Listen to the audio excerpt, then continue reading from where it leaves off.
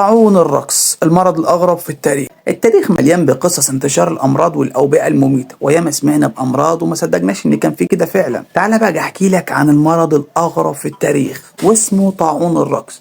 دي مش قصة عادية، لا ده شيء غريب وغامض حصل فعلا في التاريخ، وكمان لحد دلوقتي الناس مش فاهمة ده حصل ليه. تخيل معايا يوم حلو والناس مستقنيسة زي أي يوم تاني في مدينة ستاربورغ اللي كانت جوه الإمبراطورية الرومانية في ألمانيا. فجأة واحدة من السكان اسمها تروفيا طلعت في الشارع وتبدأ ترقص. مش رقص عادي، لا دي كانت بتتحرك وكأنها مجنونة، وقعدت ترقص أيام كتيرة من غير ما تاكل ولا تنام لحد ما توجع من طولها. بعد كام يوم الناس اللي حواليها دخلوا في نفس الحالة، هستيريا جماعية، وكانوا بيبقوا بيرقصوا طول اليوم والليل.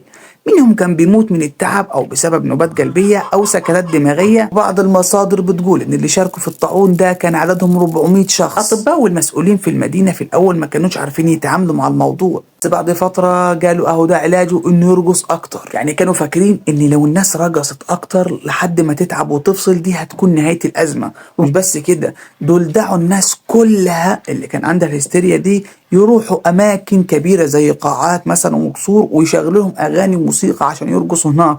وكانوا جايبين ناس بتعرف ترقص كويس عشان تساعد الناس اللي ما بتعرفش. لكن مش كل الحكايات حلوة للأسف. معظم الناس اللي شاركوا في الطاعون ده ماتوا بسبب التعب أو الأمراض اللي حصلت لهم من الرقص المفرط. والأغرب إن الأطباء كانوا فاكرين إن السبب هو نوع من الالتهابات أو اضطرابات في الدم، لكن لحد دلوقتي العلماء مش متأكدين كويس. طب وإيه السبب الحقيقي من الموضوع ده؟ في الوقت الحالي في نظريات كتير بتفسر الموضوع، زي مثلا الضغط النفسي. الفترة اللي حصل فيها الطاعون ده كانت مليانة مجاعات وأوبئة وفقر، والناس في الوقت ده فكانت حالتهم النفسية زي الزفت، فده خلاهم يدخلوا في انهيارات جماعية. في نظرية تانية بتقول إن السبب هو التسمم الغذائي، وإن الناس لما أكلت العيش المصنوع من دقيق الجودار اللي متلوث بمرض الأرغوث الفطري والمعروف إنه بيعمل تشنجات. نظرية تالتة بتقول إنه دي هستيريا جماعية. النظرية دي بتقول إن الناس كانوا متأثرين ببعضهم، يعني لما واحد يبدأ يرقص الناس اللي حواليه تجلدوا بنفس الطريقة. وطبعا الرقص ما كانش أول مرة يحصل، لا ده كان حصل قبل كده سنة 1374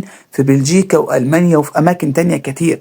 لكن الطاعون في ستاربورغ كان أشهرهم وأكبرهم. حاجة زي كده بتوريك إن إزاي الدنيا مليانة أسرار ومفاجآت، وأحيانا التاريخ نفسه بيكون أغرب من الخيال.